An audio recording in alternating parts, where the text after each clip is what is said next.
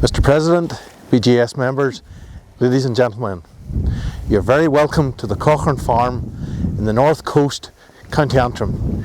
We're right beside the Giant's Causeway, a World Heritage Site. And on the farm today you will see how a dairy herd of 400 cows is managed to make good use of grass and silage to produce quality milk.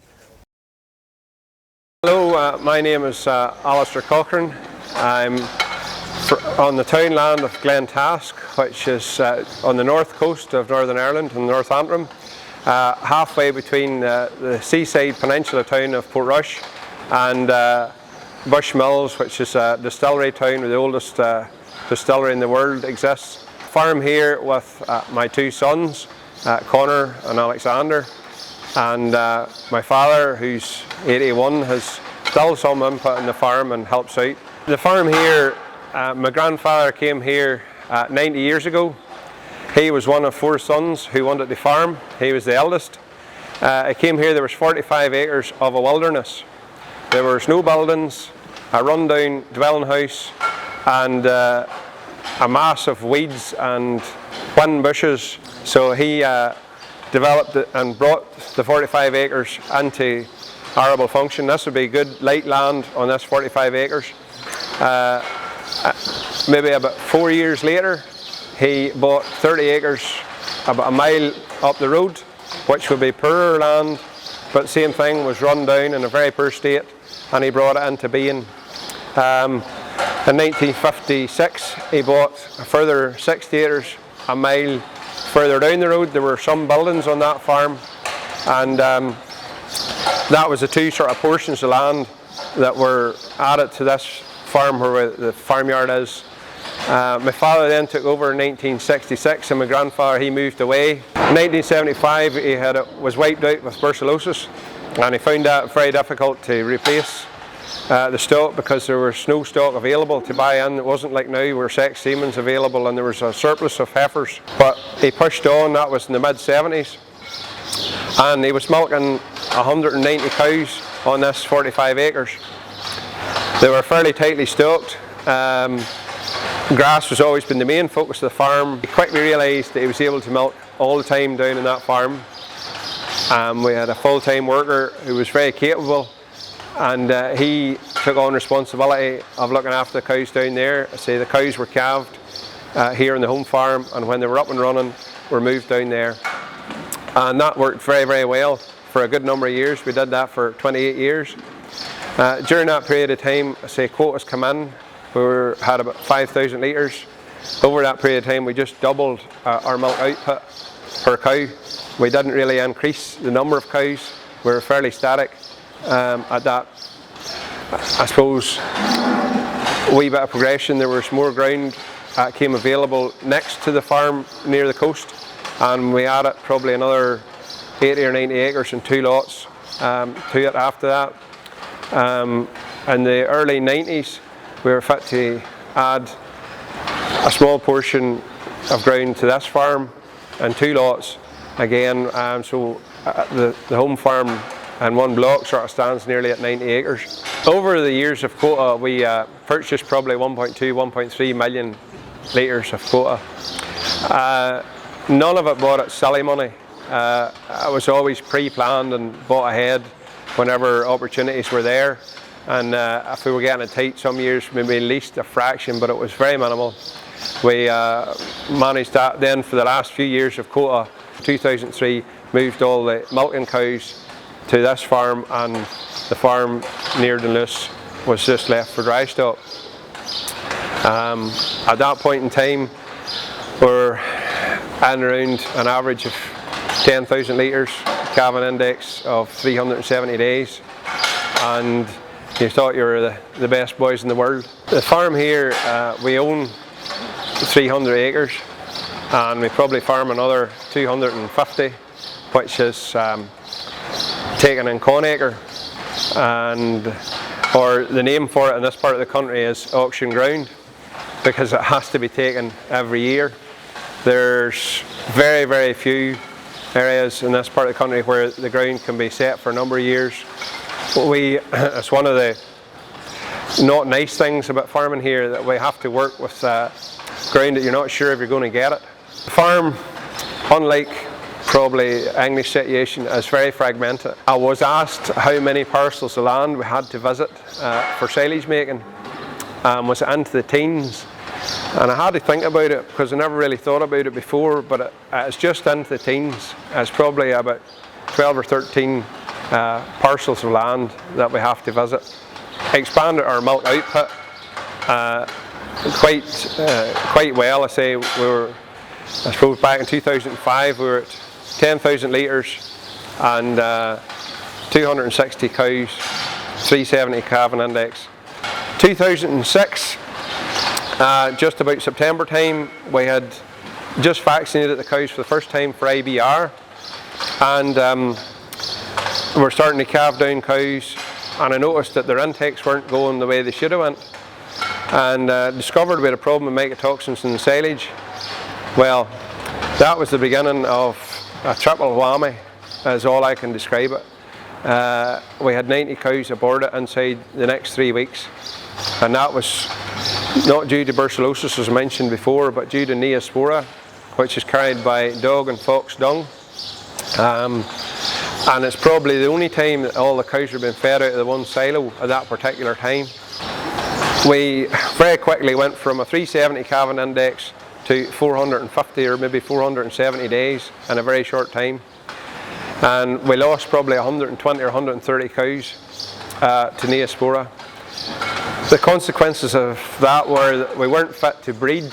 We blood tested the rest of the herd, and 90% of the herd had neospora, so we had to flag them a red tag and we were only able to AA them to Angus or to beef, and we had very few left to breed, so I automatically went and thought I'd buy in some heifers from a man who's doing the exact same breeding program as myself, and his heifers were good enough. Bought 25 heifers.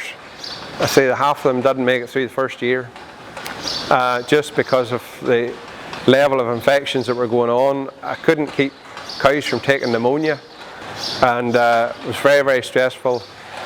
Probably cost us a phenomenal amount of money. Quickly realised that we weren't going to weather the storm very quickly, and so we served what cows we had left with beef, and I kept the beef to keep our stock numbers up. And over a period of time, the cows that had neospora disappeared, and what little few replacements we had, we were down to 180 cows. The only godsend with them pitching the calve was that they didn't all do it at the one stage, and we were able to keep a lot of them milking for a period of time, so we still had a milk check, which was the only saving grace in the middle of the whole thing. So that left us, I made the decision then to buy in no more stock and just weather the storm. It'll take care of itself and we'll build up our own herd immunity. That has happened. 2010, we put in a new parlour. We had an awful lot of trouble with the old parlour between kicking and mastitis and so on. And then 2017, we built on this other shed. That's around about the time Conor, my eldest son, was coming home to farm. And since that, we've been very fortunate with sex semen and so on. We were able to get heifer numbers up, bring in a good number of heifers. A couple of years after that, Alexander, my second son, he came home. And so we've stepped the cow numbers up quite considerably over the last 5 years. Since the two boys have come home, we've upped the cow numbers. We're milking 390 cows going through the parlour at present. We have them divided into 3 batches. We have a batch that's out grass full time, night and day. We have a batch which is partial TMR and zero grazed that we're standing looking at now, and then there's a batch across the house which are full-time TMR. Well, performance I suppose is 9,000 litres a cow, 2.7 tonnes of maize, 3,000 from forage, and 4.3 butter fat and 3.45 protein a year average. Our system, we would calve probably over 300 cows between September and Christmas.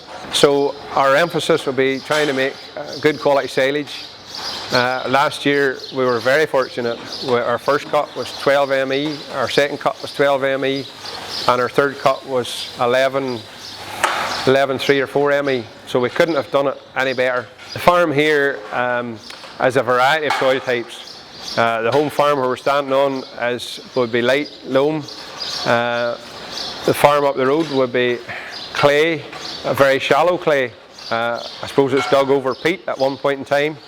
Down towards the coast it would be medium clay, clay loam. That would be easily wet but easily dry, and then we have probably 10 acres of very sandy soils next to the beach. So we have some peaty soils as well. So we have a real variety of soils, and we have some clay over very shallow rock which wets very easily, and it's difficult to manage. Our average rainfall is in around 45 inches. Our grassland management system here is probably different to some in that we're restricted in what we can do. So we try to make the best use of everything that's available to us. We have, say, almost 90 acres here which we use for grazing for the cows, and that's a block on its own. It's never cut for silage. There was one field that was zero grazed this year just because the cows weren't going to get to it in time. The zero grazing we can dodge about anywhere. We're not that bothered where we go for it, whatever suits at the time. And the silage area is probably the ground that's, I suppose, being a coastal farm, we have a lot of ground that's inaccessible for cutting. So that's used for, and it's permanent grassland. It's also rocky outcrops, and so we don't have all flat fields. Some of them steep, some of them upward. Over the years, my father, he tried to utilise as much ground as he could so he had as much cutting area, but we still have a fair bit of heifer, or we use it for heifer grazing land that's either too wet or hard to manage, or too steep and coastal for grazing the heifers. And then the silage blocks are sort of more or less onto that. Our system would be generally to take 3 cuts. There's some of the ground that we're taking every year that we're not allowed to graze, so you maybe have the option of then and taking a 4th cut. We generally try and cut in early May. Last year was the 7th of May, this year was the 12th of May. I said earlier on, we had good quality silage last year. This year has been a real nightmare for anybody trying to make silage. Most of the silage around here, we're now in the 3rd of June, and is only made this week and 2 or 3 days last week. We made ours on 12th of May. Basically, we put 200 acres in one day. But the reason I didn't make it any earlier this year was that the grass was so stressed. We had seen, but on the coast we get terrible exposure to wind, coastal wind, and frost. We had an awful lot of frost, so we had wind and frost, and the grass really had taken an awful hit between being tipped, being purple, and there's an awful lot of dead material in it the week previous, and I just hadn't the heart to put it in. I thought I would have absolutely no protein content in my silage, so we left it, and the sun actually came out a wee bit, but there was no great heat and growth was very slow. But in spite of that, we still had a very good quantity of grass cut. Our heifers, our average calving time is their calves at 23 months. We aim to get them calved as young as we possible. They're grazed on those blocks of land to start with. As I say, we started calving in September, so when we start to dry off now in the 1st of July, those cows will go to those heifer portions. Hopefully we'll have second cut made, and heifers will be moved on to aftergrass. The younger heifers, stronger heifers will maybe be in some of those portions of land that we have for a wee while longer. And then the thing will move on. I say we have the 90 acres of a block, so cows that are in this zero grazing lot will start to move out, and we'll try and maximise cows out at grass all the time as best we can. And then those that are in the TMR, they'll be a further number of days in milk, and we'll progress them across to being zero graze cows. We're grass farmers at heart. I wouldn't say we're grass fanatics. We try to make as much use of grass as we practically can, and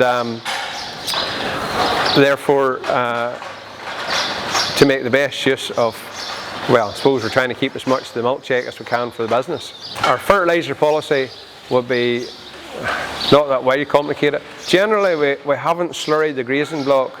We just usually put on an application of fertiliser. We're maybe toying with the idea of putting a wee bit of slurry on at the back end this year. The problems you run into in this area is you can have too much grass come the spring. I would rather, and people who are grass enthusiasts would tell me I'm wrong, that you should have always grass there, but I would rather have less grass and be able to keep up with it rather than have too much grass and be caught out early on having portions out and remanage it and so on, because no sooner if you have too much grass you have too little grass. And if we can generally manage this portion of grazing land with number of cows. I say we turned out 120 cows on the 1st of April, and they have been out they're out by day every day. There was a couple of days now we had an awful lot of sleet and stuff, and they're maybe out for a period less time, but they're out every day between milkings and about well, I suppose it was up towards, the growth was so slow, they were 24th of April, they were out at night, and they've been out night and day since that. The fertiliser and slurry policy for the cutting ground is maybe different to some people. We're in a nitrate vulnerable zone, so therefore we have a closed period. Our slurry has to be all out by the 15th of October, and we're not allowed to spread anything until the 1st of February. Our slurry policy, we have an on-top, which is a 4-wheel drive self-propelled slurry tanker on 4-foot tyres, and a double bar on behind. And so we're using low emission spreading technology, and we have been, this probably is our 7th year using that. Work at it ourselves. It also gives us a break from the cows. We're doing something different. It maybe puts us under a wee bit more pressure, but it also gets you around your ground and lets you see what shape it's in over the winter and how it has come through the winter. Fertilizer policy, we would generally put a split application on for the first cut. We would start generally maybe about 30 odd units of fertiliser on probably in around St Patrick's Day and around the 17th, maybe depending on the year, but in around that. And then generally, even it's a week later, depending on how things went, we would put on the rest then. And we had 75 units on for first cut, and second cut we'll just get about 60-65 units and 2,000 gallons per acre of slurry. We, for third cut, generally do not put on slurry, and just maybe sow again and around 50-60 units. The reason I don't put on slurry is if you run into August making silage, August in this country is usually a fickle month, and sometimes you can get good weather and sometimes you get bad, but if you have it that there's no slurry forcing extra protein into it and leaving it lush, it's a wee bit easier made, and that we find that works reasonably well. We do grow whole crop. Generally it's used for reseeding, although this last couple of years it's been on corn acre land. We just grow oats, and you might ask why we grow oats, but oats for us, as I say, some of the ground's corn acre ground.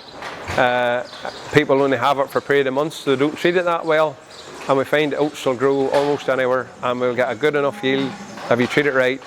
And we generally cut it fairly early because it doesn't crimp well going through a cracker in the harvester, and we just cut it green, and we end up with an increased level of protein in it, and it seems to work very, very well for our cows. We would include it in the diet all winter at a rate of about 10 kilos, maybe it was 12 this year for a period of time. Our reseeding policy, generally we would use diploids mostly. Tetraploids I find don't tend to work as well here. Everybody talks about the new grass varieties and so on. We find they're not as successful as the older grass varieties that we've used for a number of years, like the Luces and stuff like that were Port Stewart, that were maybe grasses that were named after this part of the country. They worked very, very well. The new grass varieties we give you yield, but we find that their sward density is not great. Our TMR is made up of 10 kilograms of whole crop and then probably around 35 kilograms of grass silage, and then we were on 6 kilograms of meal, which was getting us 26 litres all winter. As I said earlier on, our calving index went to about 450, 470 days a number of years ago. We're back now to about 382 or 83 days, 9,000 litres. And say we've went for a crossbred type cow. That was partly a reaction to the Neospora thing, where I found the Holstein cow was very, very difficult to manage during that time. We just wanted a wee bit more hybrid vigour. And if you ask why did we go for Montbeliarde, and I say use a breeding advisor, he's a very close friend. He used to relief milk here many years ago, but he said the Montbeliarde was the second biggest breeding animal or milk animal in the world at that time, and so we have records. And he said a lot of these other breeds that they're talking about, Brown Swiss and Norwegian Red and so on, at that point in time, this is 10 years ago we talked about this, they hadn't got records, but we had records for Montbeliardes and plenty of them and plenty of choice. Our dry cow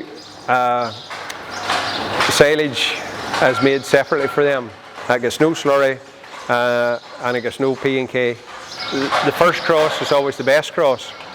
I don't think anybody would ever deny that, and we see that the first cross animals that we have done really, really well. We know that that can't go on forever, so we're crossing them back with Holstein. The first cross you make back, you end up with a quarter Holstein, quarter Montbeliarde. You lose half a condition score right away. That's what we would see. But they're still good enough and hardy enough. We know that if we keep at it long enough, down the line, every time we cross back and forward, we will see little change.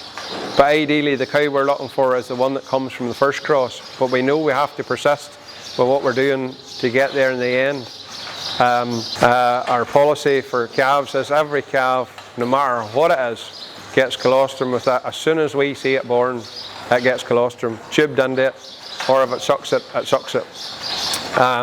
That'll get 3 litres to start with, maybe nearly 4. Inside the first hour or two, and it will get another feed of colostrum. If any cow hasn't enough milk, she gets an Angus. If she has breeding problems, she gets an Angus. There's no point in messing about. That's the one thing that has really stepped forward in the last 10 years is sex semen and the quality of it. And that has given us so many more options. Our heifer calves are put onto an automatic feeder at about 4 days, 5 days of age, depending on how much pressure we're under in the calf house.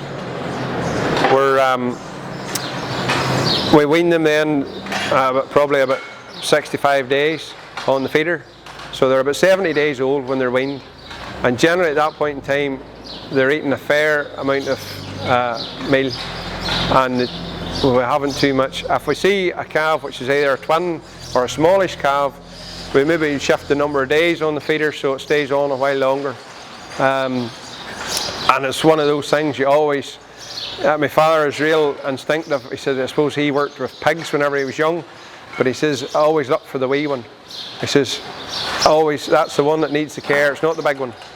And I suppose that probably has come through in us, that we try and manage that, and that comes with the calves. The calves, whenever they're turned out to grass, we'll feed them meal for a wee while, but then generally no meal and just grass. We try and keep them in fresh aftermath after cutting and move them about. But there'll be a batch of younger calves and they'll be supplemented at grass. Where the future lies for this farm, that's a very much an unknown. 10 years time, we always talk about a 10-year plan. Conor's standing over here, although you can't see him, he's 25, just married there last year. Alexander's 23. By the time Conor's 35, there's an awful lot of things that have happened in his life. Generally, usually that's the time when people have family, all of the starting to bring up a family, that happens, as well as any drive and push you have to provide for that family. That's usually where it begins. So I suppose I have pushed on, so we now have 2 houses to support, and down the line there'll probably be 3. Well, there's always the option of trying to buy something, and you never know, that might come up, and it might not. There are other people who are going out of milk. I can think of 3 people I know, and they're not too far away area, who are ceasing milk. Some of them are looking for somebody to come in and contract rear heifers. That for us isn't really that of an attraction, because as I said earlier on, our land, because we have so much land that we can't utilise other ways, we have to use it for heifers. So contract rearing is maybe not that applicable to us, but a situation where we could milk 200 cows is applicable, and maybe we could go down that route and put a wee bit less pressure on here, and the boys have an entity each, or just maybe keep it as a business for a while. The list is endless. Our plans going forward as far as grass and forage is probably to continue doing what we're doing. We have been at all of the big barometers along the way, you know, the 4,000 litres from forage and a ton of meal. We've been there. You know, this is where we're at now. We're in 3,000 litres more milk, and that seems to work because the cow is a place where she can cope. And so if we can keep a healthy herd and a healthy cow, and really down the line, I suppose we're looking for the invisible cow, the cow that you only see at drying off and calving, and she doesn't have any other health issues along the way. Said this year with the dry cow management we had 1 LDA, and it was in a heifer, so it was a really mysterious thing, but she's okay now. So we're trying and work towards that. Our focus will still be to make as good silage as we can make. I know there's an awful lot of media press about multi-cut systems, and we've been there years ago. 30, 40 years ago we were cutting 4 times. But there's a financial cost to that, and the contracting system here is not geared up in a way. Anybody I know that's multi-cutting this year, they do a fair portion of the work themselves. There's nobody really that I know is doing it totally dependent on a contractor.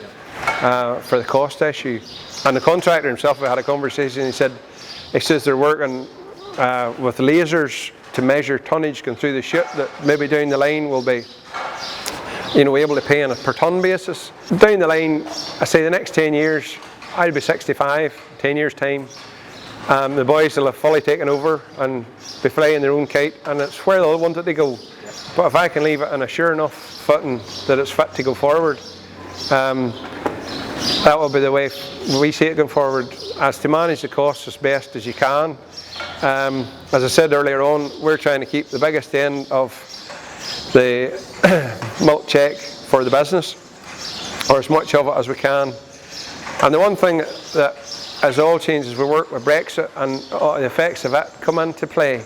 Our feed has taken an awful rise this last 3 or 4 months. The simple calculation that I do in my head is, if your kilo of milk is more than paying for your kilo of meal, that it's always more economical, or has been along the way, to feed a wee bit meal. It's been more profitable to the total farm output. But if it starts to go the other way, then you really have to watch your costs, and to be honest, you will see very difficult times ahead. At this point in our virtual tour, I'd just like to say that farming can be stressful, and I say I have been through the stresses of a major issue. As I said earlier on, the Neospora thing, I wouldn't wish it on anybody, and it was very stressful. And I suppose, how did I get through that? I have a wife in the house that doesn't yap at me, and that's a big help. She's always been a support and always a help, and on top of that, I suppose I have always had a lifelong interest in motorsport, and I've been involved in car rallying, and always managed it on a budget, never spent silly money on it like some people can, but I've always enjoyed the camaraderie and the companionship from fellow competitors. It's as much about getting away and seeing a change, and nobody's talking about farming the day you're away at a rally, and it's always about who did what and what did where and what happened, and the enjoyment of life. So thank you very much for visiting Glentask on your virtual tour, and any time you're ever visiting the North Antrim coast, be sure to look us up. Thank you.